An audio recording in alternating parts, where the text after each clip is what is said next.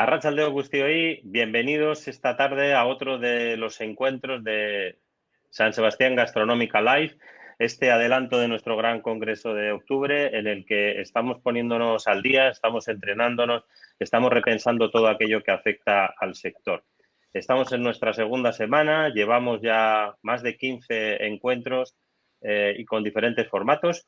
Hoy tenemos un debate muy interesante con tres personajes y personas que os voy a presentar a continuación. El tema yo creo que es de suma actualidad.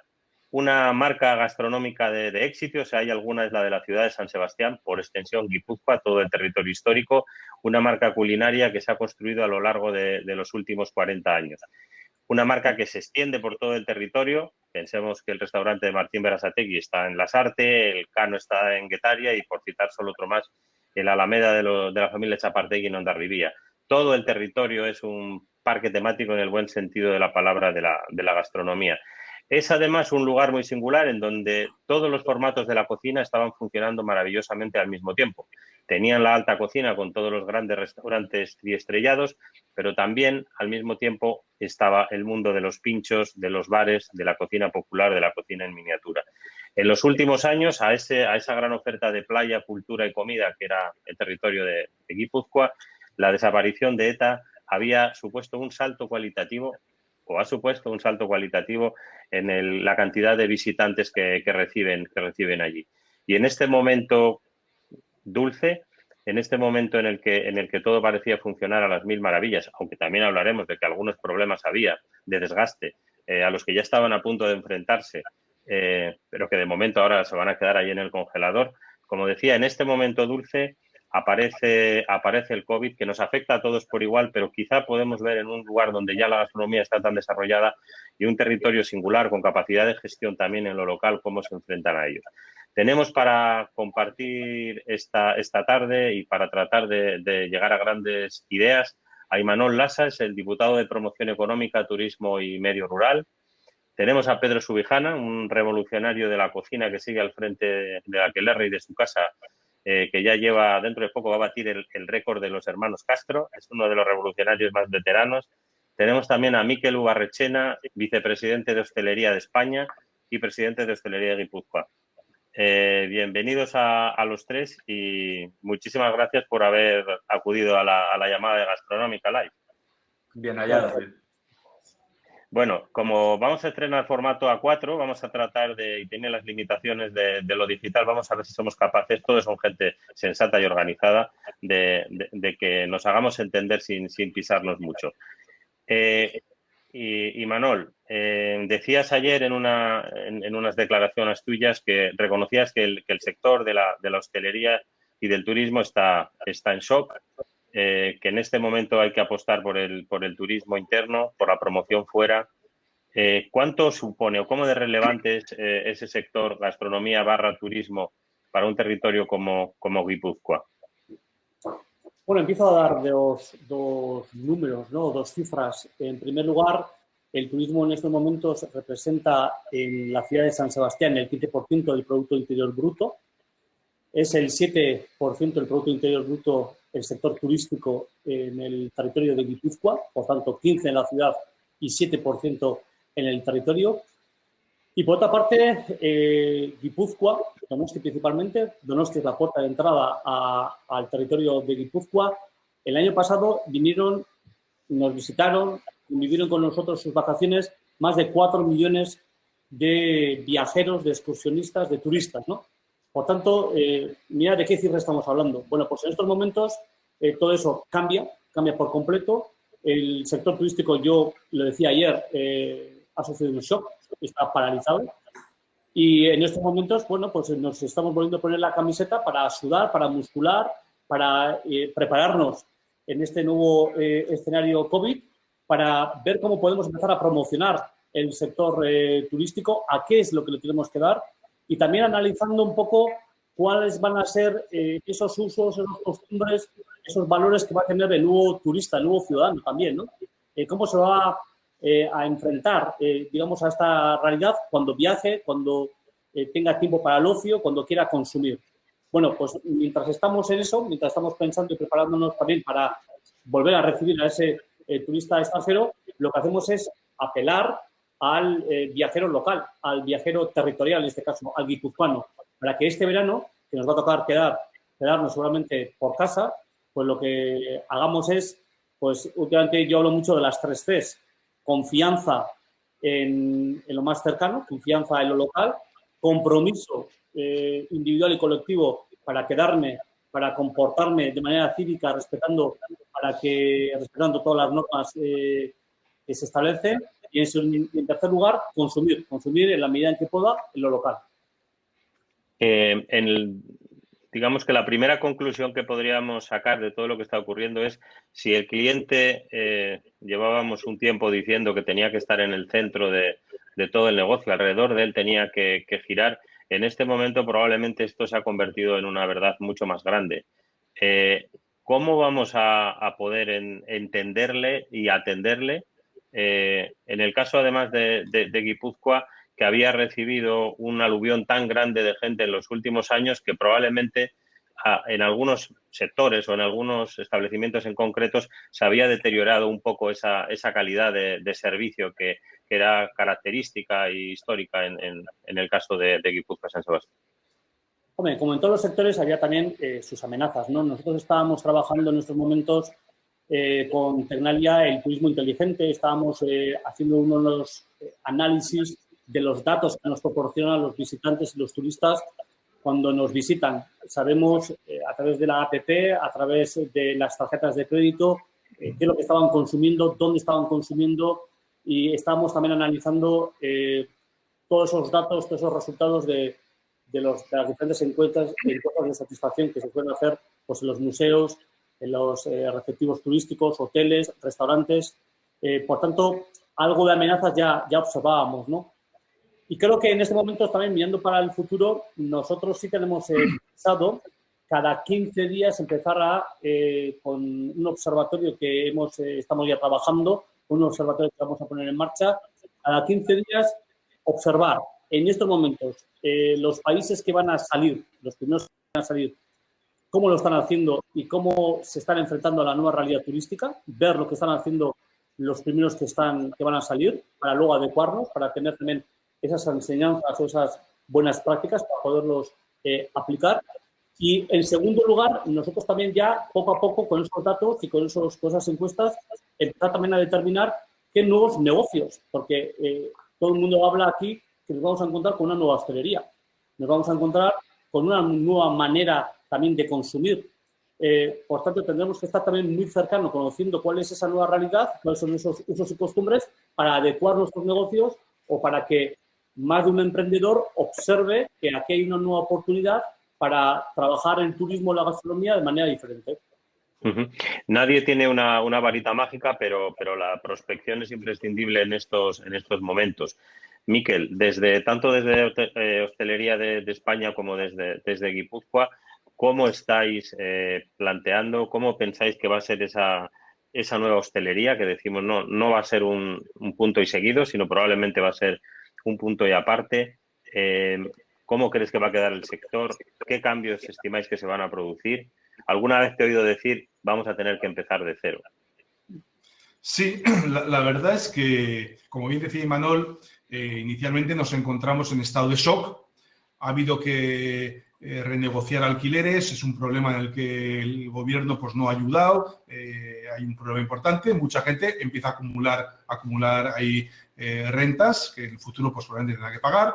Tenemos un problema con los ERTES, financiación, mucha gente buscando ayuda, un problema de mercaderías, no se supo qué hacer, algunos pues, las han donado, otras se han perdido, otras se han guardado. En definitiva, una mochila de deuda que hace que nos encontremos ahora en un momento en que se acerca la apertura, pero el escenario, como bien dices, es complicado. El escenario es muy complicado. Sí tenemos ya una normativa higiénico-sanitaria, sabemos en qué nos vamos a tener que basar higiénico-sanitariamente. Por un lado, el Basque Culinary Center con Eurotoques ha hecho una gran labor, Hostelería de España también, y yo creo que tenemos eso. Pero sí nos vamos a encontrar con un gran problema. El gran problema es que teníamos dos tipos de cliente, digamos, el cliente local y el turista. A corto plazo, el turista desaparece. Y el cliente local se divide posiblemente en tres tipos de cliente. Uno que con miedo no va a salir. Hay gente que tiene miedo y el miedo es legal y es libre y mucha gente no va a salir. Otro cliente que va a querer salir y no va a poder porque económicamente la que se avecina es muy complicada y no va a poder. Y otro cliente pues que va a tener que adaptarse a los aforos, a un nuevo modelo. En el mundo del pincho va a llegar las vitrinas, esas barras tan bonitas que teníamos, tan coloridas, van a tener que cambiar. Los aforos van a hacer que las barras sean de otra manera. También en cuanto a la restauración, yo creo que las comidas y cenas van a ser más ocasionales, menos rotación. Esos volúmenes de rotación no van a existir ya.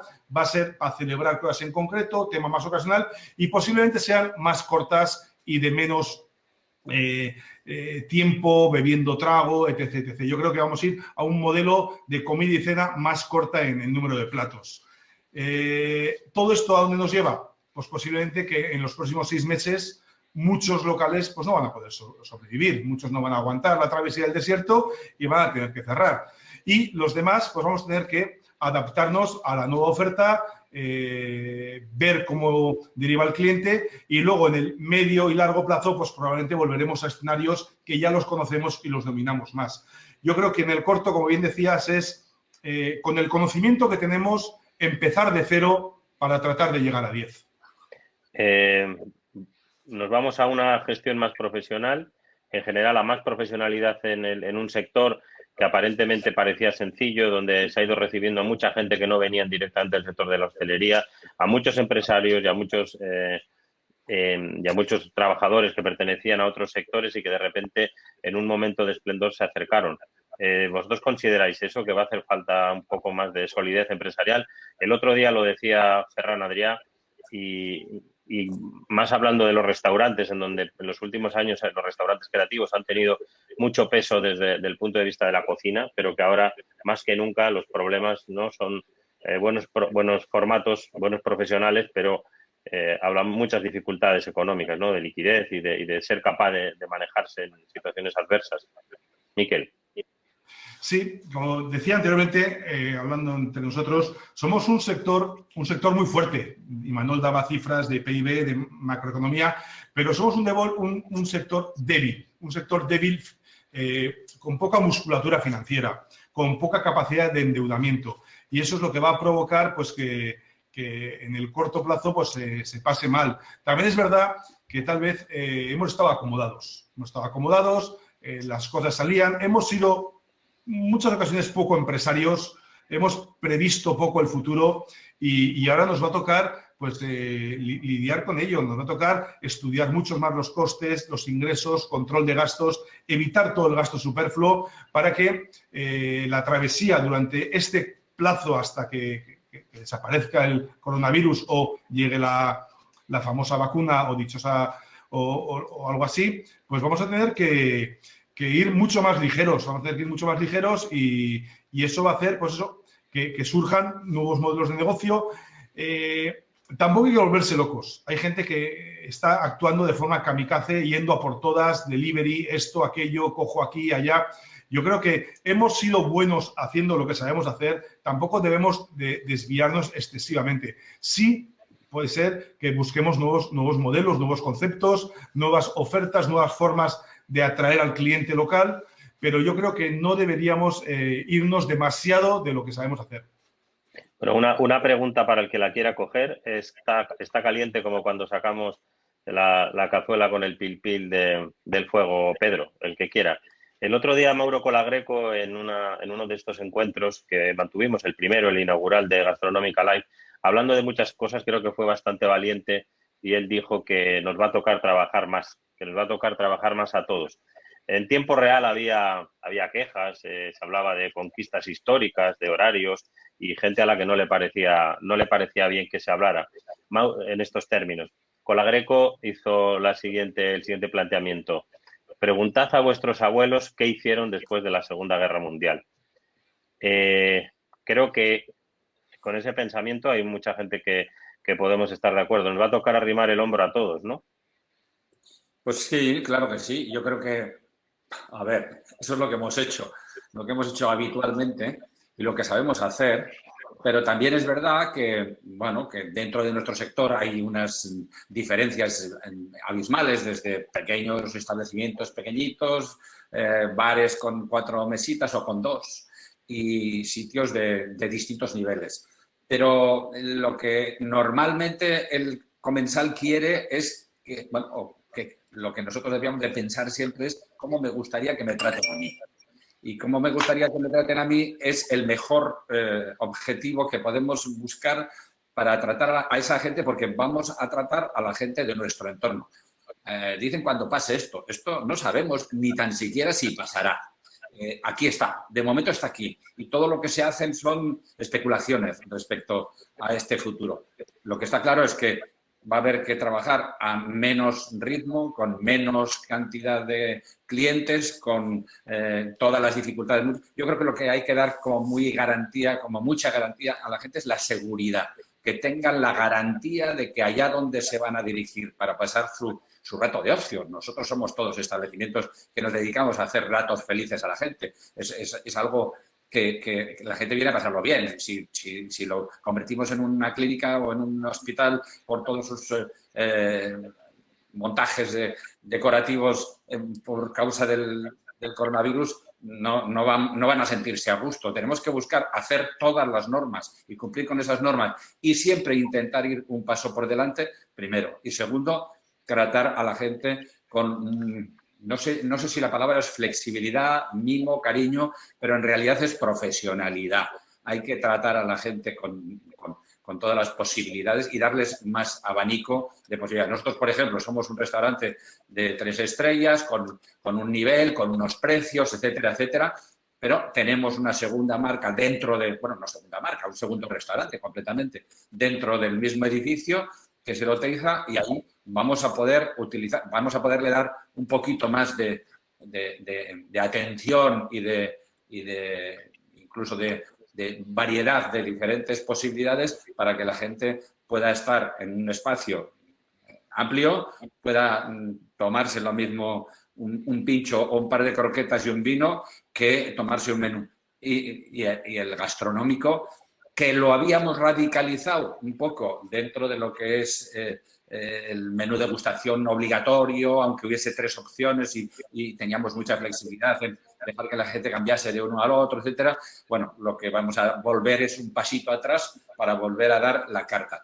Que hay que cambiar, que hay que imaginar, que, como decía Miquel, pues que hay gente que está intentando darle a todos los palos. Sí, bueno, nosotros ya sabemos que hay determinados palos que no vamos a tocar, ¿no? Porque no son lo nuestro, porque no sabemos hacerlo y porque, de todas formas, tenemos un equipo muy motivado, muy grande y que tenemos que aprovechar al máximo y están dispuestos absolutamente. Y lo que decía Mauro, un gran amigo y magnífico personaje, gran chef, la verdad es que si miras para atrás, yo que ya tengo una cierta edad, yo me acuerdo de haberle oído a mi padre hablar de crisis, a mi abuelo hablar de crisis y las ha habido y algunas las he vivido en propias carnes, pero esta es otra historia. Esta es una historia que nadie conoce y todos sabemos cómo ha empezado, pero no tenemos ni idea de cómo puede terminar o si va a terminar. Hoy salía una noticia de ese estilo que decía que esto se va a quedar aquí, como se quedó el VIH, ¿no? Entonces, sobre todo, por encima de todo, tenemos que atraer, cuidar y mimar a nuestros clientes, que al final no deja de ser nada. O sea, es algo absolutamente... Yo lo aprendí cuando empecé mis estudios en la escuela de hostelería. Yo, si me permites, Benja... He perdido el sonido. ¿Sí? Vale. No, si me permites, yo creo que es importante, contestando a la pregunta, trasladar a los trabajadores que el escenario es otro, que muchos negocios no van a poder atravesar el desierto, que vamos a tener más paro y menos empresas. Y yo creo que es el momento imprescindible de que se den cuenta de que hay que implicarse y un compromiso más que nunca con la empresa o con la marca que representas. Efectivamente, estamos en un estado de cada vez más derechos, más bienestar, más calidad de vida, pero si queremos salvar empresas, vamos a tener que implicarnos mucho, mucho más todos, empresarios y trabajadores. Yo creo que es un momento de hincar el codo todos en la misma dirección. Va a haber mucha más oferta de trabajo, va a haber menos demanda de trabajo y eso va a hacer que el sector se profesionalice. Como bien dice Pedro, vamos a tener que ser mucho más atentos, mucho más profesionales y es una de las cosas que nos quedará en el haber nuestro. Pero sí es cierto que a corto plazo va a haber que no va a valer ese trabajador siempre despistado que lo tenías en la plantilla porque sí, ese no va a tener sitio en las nuevas plantillas. Yo creo que va a tener gente muy, muy implicada y comprometida con la empresa que defiende.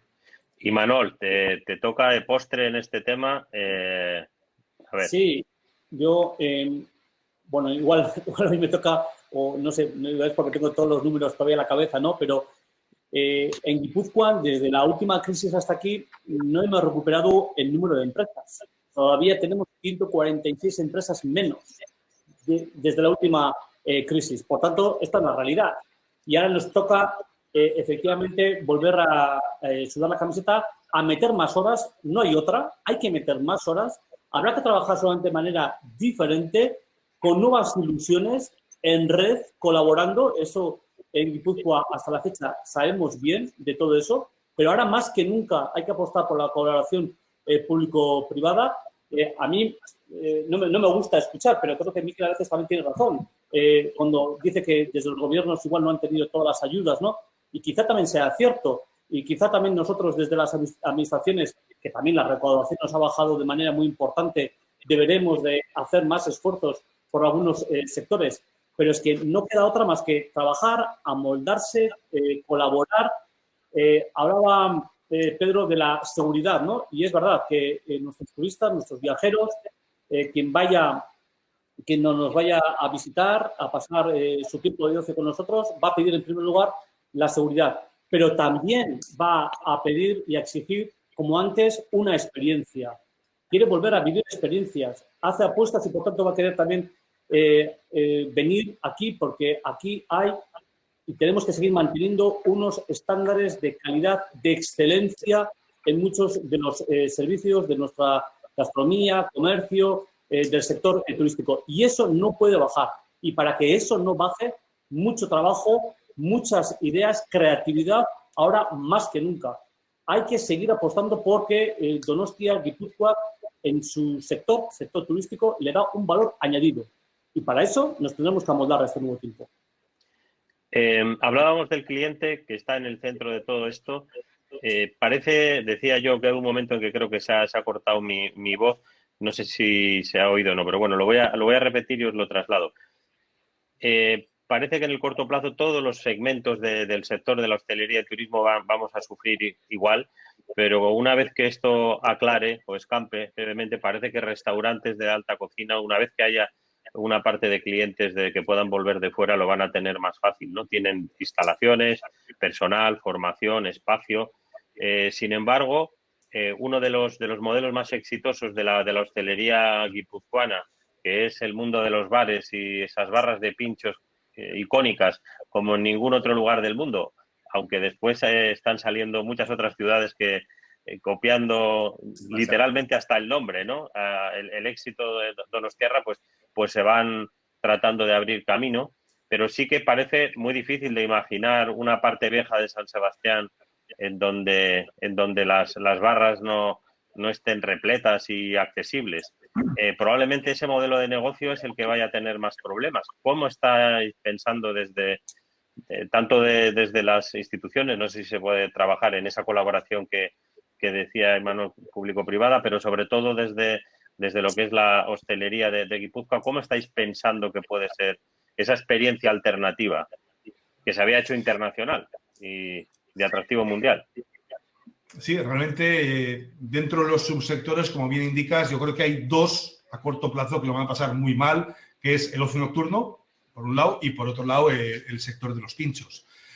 Nuestra idiosincrasia, nuestra forma de alternar el ir a comer de pinchos, de bar en bar, esas rotaciones que había tan importantes de pinchos, pues todo eso va a cambiar. Por un lado, los aforos, las barras van a tener que marcar unas distancias de 1,5 metros, 2 metros entre cliente, y eso va a hacer pues, que un gran número de modelos de negocio de barra pequeña, como decía Pedro, ese pequeño bar que tiene 2 mesas y una barra de 4 metros, pues tiene un problema, pero muy, muy importante.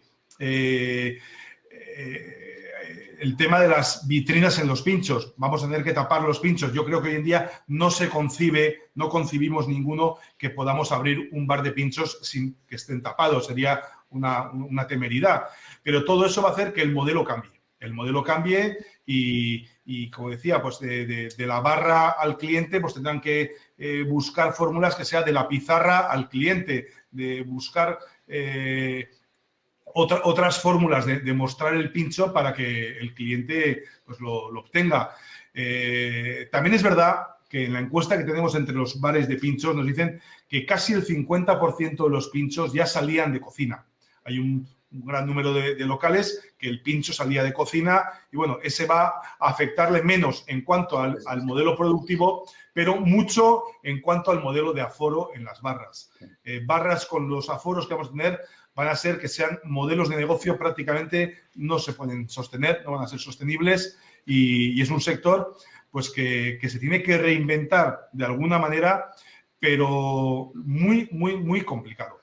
Yo creo que en los últimos tiempos, en los últimos años, largos años, en otros lugares, como estabais diciendo antes, se han copiado de maneras mejores y peores el tema de los pinchos al estilo donostiarra. Incluso hay una ciudad en Japón donde con la colaboración de algunos de nuestros propietarios de bares y cocineros de aquí han ayudado a hacer una calle de bares de pinchos donostiarras en Japón. Bueno, yo creo que igual aquí podemos hacer la inversa, ¿no? Que las barras de pinchos, algunos, los que puedan hacerlo, sean un poco como las barras de sushi, donde se está atendiendo a un número determinado de clientes y luego cuando se levantan esos, pues vienen otra tanda. Pero, como sabemos, allí en Japón son dimensiones pequeñísimas. Yo he estado en barras en las que hay solamente 8 o 10 puestos, como mucho, y en algunas hasta 4.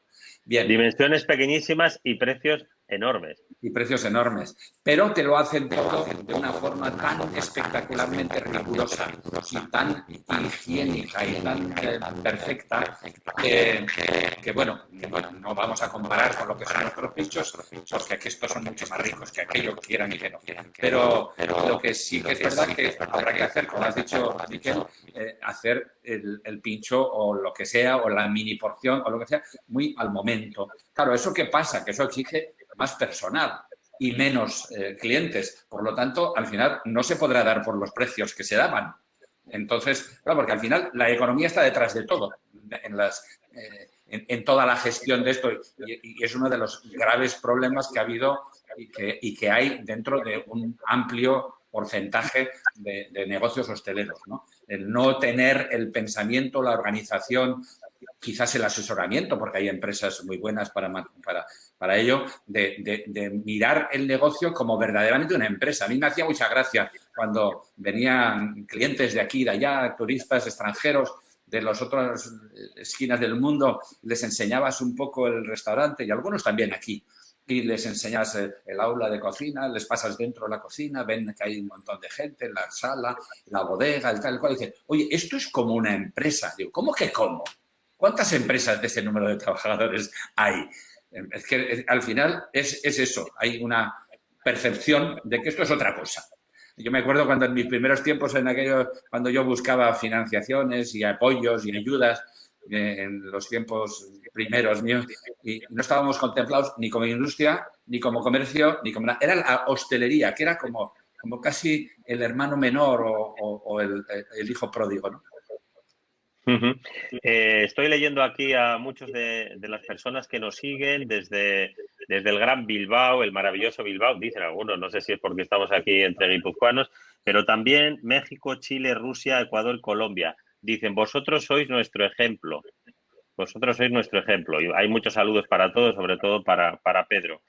En este ejemplo, el ejemplo que, como decíamos, durante esos 40 años ha funcionado de un modo absolutamente increíble en el que todo el mundo podía vivir esa experiencia, ¿no? Los que podían ir a Aquelarre y el que no podía ir a la parte vieja a comer aquello que llamábamos alta cocina en miniatura o a comerse unos pinchos elaborados con tanto mimo y tanto conocimiento como los grandes platos. Yo creo que el éxito de Guipúzcoa y de San Sebastián ha sido ese, es que no han sido solo restaurantes de Montecarlo para los grandes bolsillos, sino que al final todo el mundo podía vivir esa sensación de estar en el paraíso culinario. Cuando vosotros empezasteis y Pedro tenía más pelo, en realidad a este toro no había tantas ciudades ni tantos territorios que le estuvieran dedicando su energía. Y entonces, no digo que fuera fácil ser el mejor, pero una vez que se consiguió llegar arriba, pues se ha podido mantener con facilidad. Ahora tenemos por ahí, solo pensando en territorios cercanos, otras regiones y otras ciudades que le están dando con mucha energía esto de la gastronomía. Tenemos los casos de Andalucía o los casos de Levante, por citar solo dos, incluso Galicia en este momento. Todo el mundo está tratando de posicionarse en un sector que antes era como la máquina herramienta especialidad guipuzcoana. Hay una realidad de competencia feroz. Ya no es el único destino gastronómico en este país, incluso para los nacionales. ¿Cómo se afronta esta situación? Ahí, Miquel, sé que tenéis un estudio que hicisteis desde Hostelería de Guipúzcoa, estudiando un poco cómo se encontraba de salud esta marca que es un bien maravilloso, porque es de todos los guipuzcoanos, pero no es de ninguno, ¿no? Lo que tiene muchas cosas buenas, pero también tiene un problema de quién es el responsable de cuidarlo. ¿Cómo de preocupados estáis con esto o no? Antes de que llegara el COVID y probablemente ahora con un poco más de razón, ¿no? Y esta sí es una pregunta que me gustaría escuchar la visión de los tres. Sí, vamos a ver. Este es un problema que viene de atrás. Es un estudio que hicimos en la Asociación de Hostelería viendo, pues eso, cómo Guipúzcoa seguimos o tenemos una marca top gastronómica liderada por unos portaaviones como pueden ser Pedro Subijana, Juan Mari, Hilario, Martín, Andoni, etc. Pero veíamos que mientras otras regiones, otras provincias crecían con nuevos modelos, con nuevas ofertas, con nuevas incorporaciones y estrellas, nuestros jóvenes no pegaban del salto o no llegaban a ese top gastronómico que se está llegando en otros sitios. Y veíamos que tal vez nos encontrábamos acomodados. Los negocios funcionaban con el modelo tal cual y no había ese salto, ese esfuerzo por llegar a ese top que se llegó en los tiempos en que Pedro y compañía pues lo hicieron. Y eso pues nos obligó pues a pensar el por qué tenemos que espabilar, hay que hacer ajustes, qué está pasando. Y sí es una preocupación que lo teníamos en Guipúzcoa, del hecho de que con todo el cariño, pero nuestros máximos representantes, los máximos estrellas, pues cada vez tenían más edad y ese puesto pues tenía que haber un relevo generacional, que tuviésemos otros 3, 4 grandes cocineros, pues 3 estrellas Michelin. Y realmente pues es un trabajo en el que estamos trabajando en Hostelería Guipúzcoa. Queremos potenciar a nuevas figuras, queremos acompañarles para que puedan coger el relevo y además que se puedan generar también nuevos modelos de negocio que están triunfando en otros lugares y que aquí pues hacíamos bien o hacemos bien lo que hacemos, pero no estábamos generando ni creciendo pues con ofertas diferentes o diferenciales como sí está pasando en otras provincias. Pero yo, sí, esto lo digo para provocar un poco más, a ver si se caldea la conversación. El otro día me decía Martín Berasategui que en su cocina, en el Ferrari que dice él, con no sé cuánta gente allí trabajando, contando personal profesional, más los que vienen y van, son muchos, me decía, solo hay 5 vascos. Cuando Pedro nos dirá cuántos hay en la suya, pero también es que hay muy pocos. Mientras los jóvenes de todo el mundo quieren ser cocineros y realmente se quieren comer el mundo y llegan con muchas ganas de aprender y les estamos dando todo, les estamos enseñando todo lo que tanto lo que es la cocina tradicional como toda la evolución de estos 40 años de nueva cocina vasca, que yo siempre digo nueva cocina guipuzcoana, porque en realidad todos eran guipuzcoanos, no sé por qué decimos nueva cocina vasca, pero en fin, algunos me miran mal cuando lo digo, pero yo digo es que estos sí son datos. Entonces, ¿qué está ocurriendo para que esas vocaciones no sean tan importantes? ¿Por qué después no hay tanta gente tirándose a abrir sus locales? Los precios en Guipúzcoa de los locales son muy caros, están desincentivados, el peso de la púrpura, ver a alguien tan grande a tu lado te hace pensar que no lo voy a conseguir y decides no hacerlo, porque es que yo veo regiones creciendo exponencialmente como, no sé, Cantabria, que hace 20 años no estaba en esto, pasó en Asturias, está pasando prácticamente en cualquier lugar, en Castilla-La Mancha hay gente con un montón de energía, de ganas, echándose adelante y si vemos cómo ha ido evolucionando, si las estrellas Michelin son un buen termómetro cuando nos va muy bien, que todavía nos va muy bien, si miramos en las nuevas, ¿cuántas ha recibido Guipúzcoa, el territorio más estrellado per cápita creo que de Europa o del mundo? ¿Cuántas ha recibido en los últimos 2 años? Ahí vemos que algo no va. Si esto hubiera ocurrido en la economía, Imanol, estaríais muy preocupados en la Diputación si algo así estuviera pasando. Entonces, ¿qué es lo que pasa? O sea, los guipuzcoanos, donostiarras, los de Azpeitia, que se visten todos de cocinero al menos una vez al año y faltan vocaciones, ¿o qué es lo que ocurre?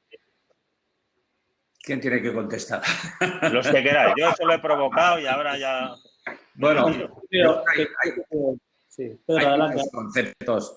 Primero, cuando se habla de Donosti y de Guipúzcoa, somos muy pequeñitos. Y, por ejemplo, cuando dice Miquel, bueno, es que hay otros modelos sí, pero es que hay muchos modelos que en una ciudad tan pequeña o en una provincia tan pequeña o en los pueblos tan pequeños no funcionan, porque no pueden dar abasto para que merezca la pena montar ese tipo de... O sea, ya hemos visto que hay fast food de distintos tipos y algunos en plena fachada de la ciudad.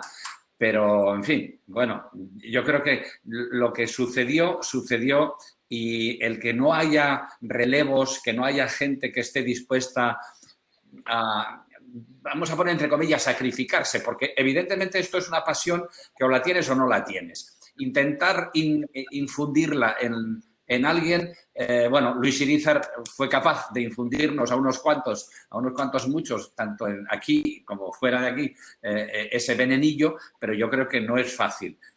Y mucho menos fácil es perdurar, porque hay mucha gente que empieza con mucho ímpetu, con muchas ganas, con mucha ilusión, y a los 4 años o a los 3 o a los 2 dice, oye, tú, esto no me compensa, esto no me merece, tengo que dedicarle... Esto es una especie de profesión monacal casi, ¿no? Algunas veces me lo han dicho así en mi casa, diciéndome el tipo de dedicación. Pero sí que es verdad, yo ya...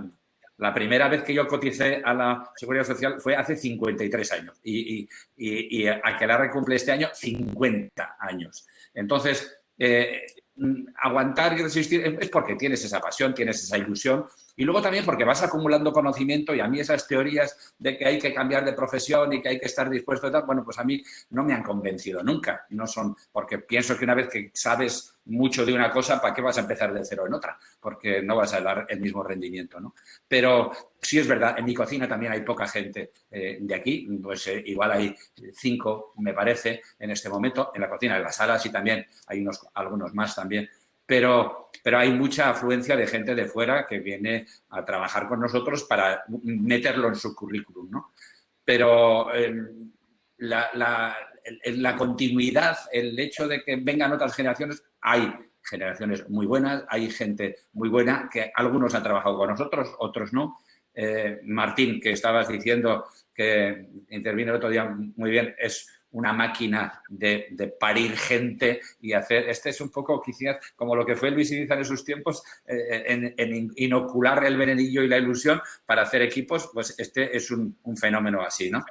Pero yendo al otro lado, al lado de otro tipo de otras variantes de hostelería que puedan surgir, creo que de momento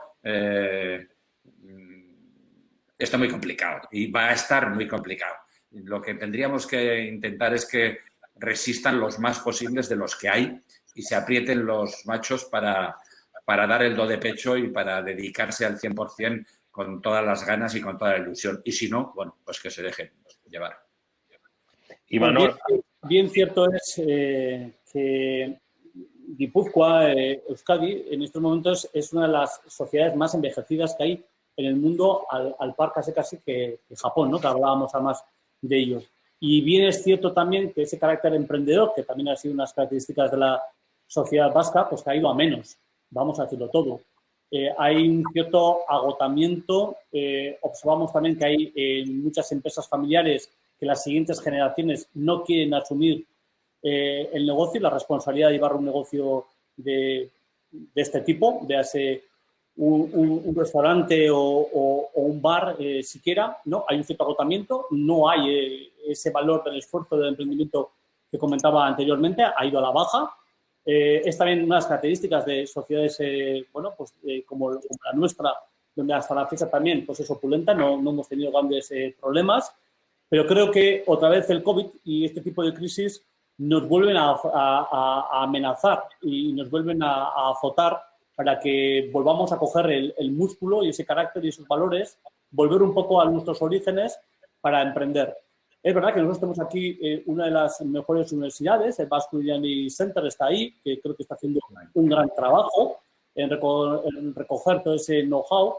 Creo que quizá también deberíamos desde el Basque Culinary Center, desde el entorno también público-privado, bueno, ¿qué podemos empezar a idear para que tras esa motivación para ser cocinero, detrás haya también una planificación de unidad de negocio? Creo que también es importante que podamos acompañar, que podamos ayudar para que haya más cocineros de aquí, para que todo ese conocimiento también se quede aquí, lo podamos compartir, pero para que haya también negocios. Necesitamos también negocios alrededor de la gastronomía. Porque si algo somos y somos reconocidos es porque tenemos una excelente gastronomía con una calidad de las materias primas también muy excelente, muy ligado al kilómetro cero, que también ahora está muy en boga, y a eso lo tenemos que agarrar, Y ahí es donde antes hablaba también de que hemos sufrido algunas de las amenazas, ¿vale? Algunas de las amenazas que veíamos en nuestro entorno y que además estoy convencido de que esas amenazas, algunas van a caer ahora, ¿no? Porque han salido también sin pozos, sin base, y creo que esas realidades van a desaparecer. Por tanto, también veamos también esta crisis que vamos a pasar como una reconversión en algún caso, porque se hablaba hasta hace poco de que estábamos en recesión, luego estamos ya hablando de una crisis y creo que en algún caso va a haber una reconversión.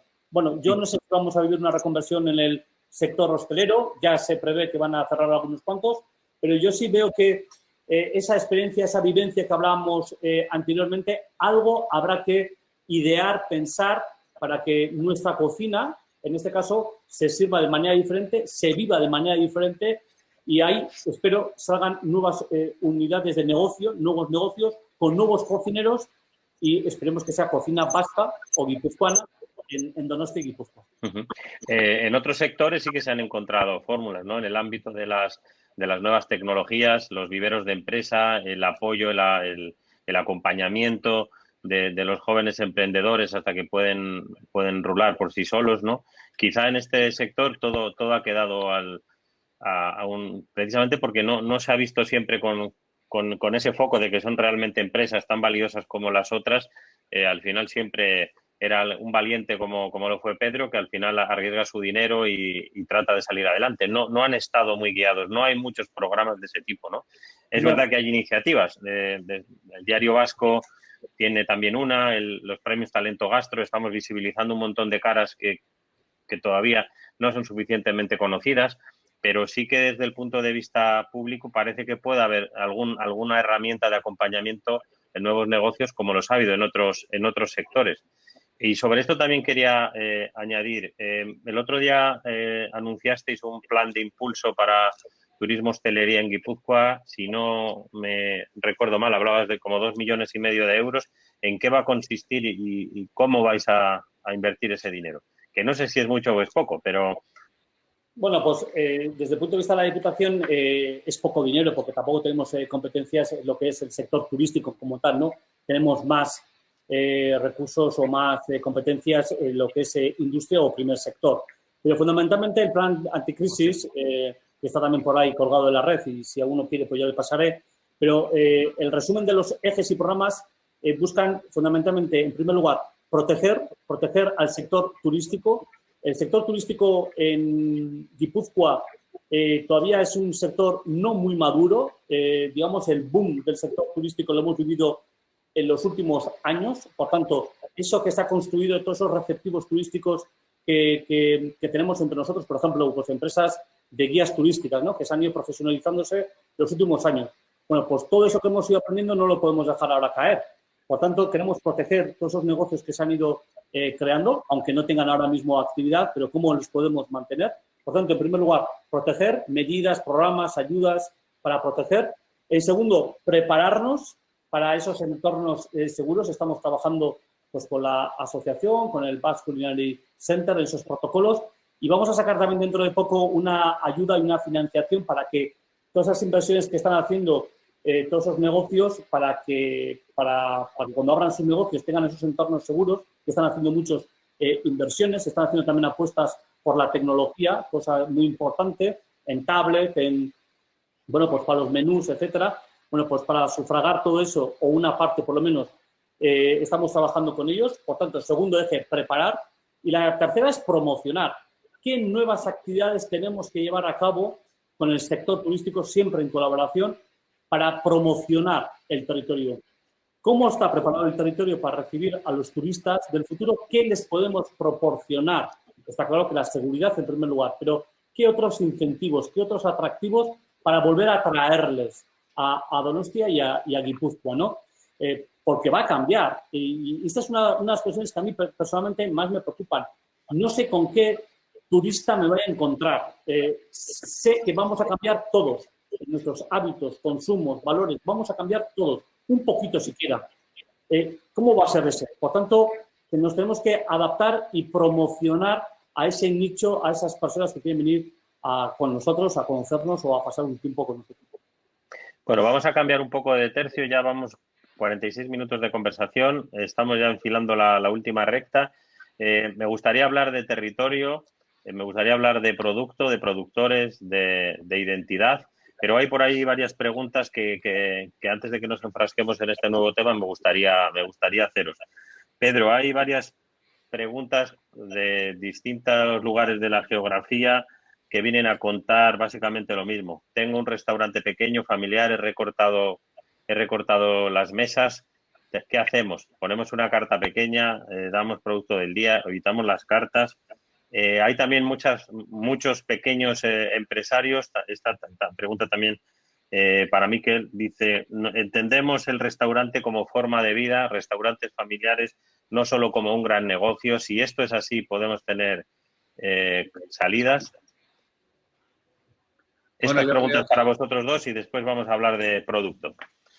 Esos pequeños empresarios que tienen su pequeño restaurante con pocas dimensiones y con poco personal, quizás van a ser los que van a poder resistir mejor, porque en dimensiones pequeñas es mucho más controlable. Nosotros fuimos rompehielos, porque no se va a pensar la gente que cuando nosotros empezamos con todas estas historias no nos pusieron a parir, no nos sacaban cantares y no nos decían que íbamos a durar 4 días. Pero hemos sido los rompehielos. Luego detrás ha venido mucha gente con iniciativa.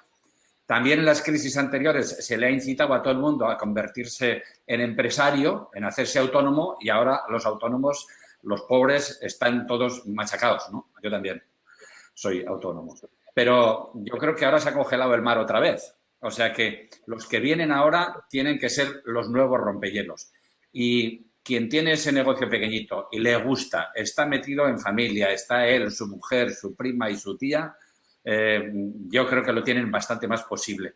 Y yo les animaría a seguir, pero a seguir con un planteamiento, con alguien por detrás, con una asesoría, con alguien que entienda de números y de empresas para planificar, porque resulta que bueno, y decía, ¿y tenemos carta? ¿No ponemos carta? Bueno, hay aplicaciones en este momento que podéis hacer con el código QR o con una app concreta. En Eurotoques estamos haciendo también una app para ello, que la gente pueda ver tu carta y pueda verlo en su móvil. Y de hecho, que cuando nosotros en la web también se puede ver, y cuando venga no tengas que entregarle ni tenga que tocar algo que ha tocado otro antes o lo que sea, y si no, hacer desechables. Durante años y años y años, yo hacía mi carta en el restaurante a mano, yo personalmente, y se les entregaba a la gente eso y luego lo sacábamos unas fotocopias. Pues bueno, pues buscar esas fórmulas en las que podáis funcionar, dando sobre todo, yo creo que lo que más va a atraer a la gente, a todo el mundo, es la seguridad de que en este sitio no tengo riesgos. Me van a tratar muy bien, me van a mimar y además no me voy a contagiar. Eso es muy difícil de comunicar, pero hay acciones que pueden ponerte en esa disyuntiva de que, hombre, si vienes aquí, ten por seguro que lo vas a hacer. Lo de los sellos y lo de los tal y los cual, pues está muy bien, pero al final será como otras muchas cosas, ¿no? Dice, bueno, estos sellos ya se regalan, ¿no? Miquel, ¿qué les puedes decir? Sí, totalmente de acuerdo. Yo creo que esa pequeña familia que haga de la hostelería su forma de vida, pues va a ir mucho más ligero en el camino y realmente pues va a aguantar mucho mejor.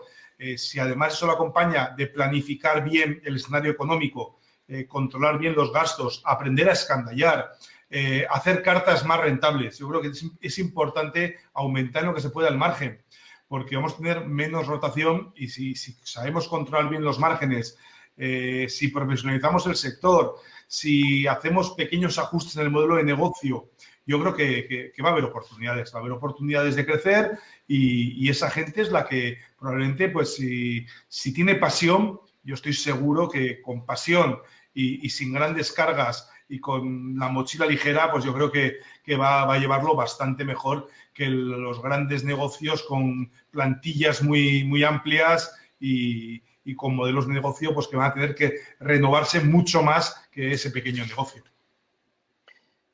Bueno, yo creo que bastante claro. Vamos a pasar a este último tema que comentábamos, que tiene que ver con las cocinas identitarias, tiene que ver con los pequeños productores, tiene que ver con el mundo rural, tiene que ver con el territorio, tiene que ver con la autenticidad, tiene que ver con todos esos conceptos fuerza que hasta hace 4 meses eran los que realmente estaban moviendo la gastronomía en el mundo entero. En este caso, también con bastante anticipación en el País Vasco en general, en Guipúzcoa, por supuestísimo, el mimo hacia el producto cercano, el mimo hacia las pequeñas producciones, pese a que el sector agrícola no es muy importante dentro de lo que es la estructura social, pero sí icónicamente para nosotros ha sido muy, muy relevante. Y hay una gran tradición de cuidado de este tipo de producción. En este momento ellos también los pequeños productores se encuentran en una situación en que ese producto de máxima calidad no lo están comprando los restaurantes, con lo cual mucho de ese producto, o la mayoría, es muy perecedero y esta temporada se va a perder. No sé de cara al futuro cómo se va a poder, si esos restaurantes van a poder volver a consumir ese producto que al final no solo está vendiendo productos, sino está vendiendo territorio. Es la mejor campaña de marketing que se puede pagar un territorio, ¿no? ¿Esto cómo se va a resolver? Y tengo una pregunta también para el diputado un poco más complicada. Hay una situación un poco compleja entre los restaurantes que trabajan directamente con pequeños productores, a veces jubilados, a veces que tienen otros empleos, pero con pequeños caseríos o con plantaciones muy pequeñas, para los cuales las exigencias, tanto desde el punto de vista fiscales como sanitarias, son idénticas a las que puede tener una multinacional del sector. Y se están dando circunstancias bastante desincentivadoras. Parecería posible que desde un territorio que tiene una capacidad de legislación en lo pequeño, porque la Diputación en sí misma está solo en el territorio de Guipúzcoa, podría arbitrarse algún tipo de solución para que se pueda fomentar más ese tipo de relaciones, para que se sigan produciendo esos productos singulares y para que no tengan que vivir en el filo los cocineros y me da igual, los arranchales o los pescadores que traen determinado producto de máxima calidad a un restaurante, o los pequeños baserritarras o agricultores que aparecen con 2 kilos de guisantes en un restaurante. Hombre, eso lo tendríamos que exactamente medirlo con bastante tino y analizarlo bien, ¿eh? Es verdad que nosotros estábamos ahora mismo también en pleno análisis de una nueva fiscalidad verde le estábamos llamando, porque el relevo generacional también en el primer sector, pues que ya venía sufriendo una crisis importante, el primer sector donde no hay relevo generacional en líneas generales, y algunas de las explotaciones pues está también sufriendo de manera muy, muy importante, pues, digamos, el precio y el abuso, en algún caso, de las negociaciones de superficies. Pero sí es verdad que nosotros también, en la medida en que hemos podido con los planes anticrisis, lo que hemos dicho es vayamos a cuidar eso poco que tenemos, eso poco bueno que tenemos. y en estos momentos estamos protegiendo pues a sectores tan importantes como puede ser el ovino o la temporada de la sidra. Se nos ha olvidado, pero no estábamos en plena temporada de la sidra. Imaginar dónde está toda esa sidra sin consumir, ¿no? Por ejemplo. Entonces, todo eso al final trae consigo una crisis pues monumental. Bueno, nosotros hemos hecho también un plan anticrisis, aquí exactamente lo mismo, primeramente sujetar el sector para que no se nos caiga. Un sector que además lo que hacía era equilibrar el territorio. Guipúzcoa lo componen 89 municipios, más de la mitad pequeños municipios muy ligados al primer sector, en donde también tienen servicios y hay que garantizar unos servicios mínimos, pero bien es cierto que en Guipúzcoa también estamos sufriendo una despoblación, unos flujos del interior hacia la costa por parte de la ciudadanía, y eso está haciendo también que el primer sector y los pueblos más pequeños pues sufran una caída y una crisis importante. Bueno, desde Diputaciones lo que estamos es intentando dar un volantazo y mantener toda esa actividad. Y ligado a esto, compartido también con ellos, pues generar una industria alimentaria en la medida en que se pueda también, o crear unidades de negocios en algunas de las explotaciones. Bueno, en ello estamos, pero con muchísimas dificultades, lo tengo que reconocer. Bueno, pues os animamos. Me parece muy importante a mí este punto, me parece sumamente importante porque los proveedores son como si fuesen nuestros socios, les tenemos que mimar, les tenemos que cuidar y tenemos que conseguir que ellos también vivan de lo suyo. En Eurotoques hace tiempo, en el Eurotoques Internacional, hicimos un vademecum de los productores que cada uno seleccionaba de su zona por su calidad, pero que al mismo tiempo no era suficiente que tuviese a él como cliente o al otro como cliente, y hacíamos una lista de ellos para que pudiésemos darles la facilidad de vivir de ello entre unos y otros. Y yo creo que es un sector que hay que mirarlo de otra manera. Yo cuando voy al mercado muchas veces y veo discutir a una casera que yo ya sé lo que cuesta porque hemos tenido nuestras huertas también, lo que cuesta sacar una lechuga, y están discutiéndoles allí unos céntimos por la lechuga o por tal o cual producto, sabiendo lo complicado que es, se me rompe el corazón. Hay que ayudar a los arranchales, a todos los proveedores que nos traen todos nuestros productos, son algo a mimar y algo a ser cómplices, no estar unos enfrente de otros.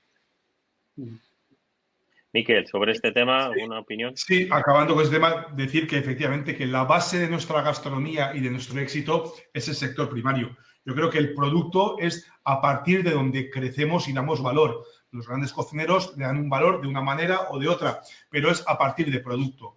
Entonces yo creo que es un sector importantísimo y en el que hay que buscar esas fórmulas para que podamos trabajar con ese sector primario y llegar a acuerdos económicos que sean fáciles y que Diputación en ese caso pues también ayude a que esas transacciones, pues cuando un hostelero va al mercado a comprar guisante, a comprar lechuga, pues muchas veces no se le da factura y luego nos genera una complicación a la hora de poder hacer o presentar las cuentas de nuestros negocios.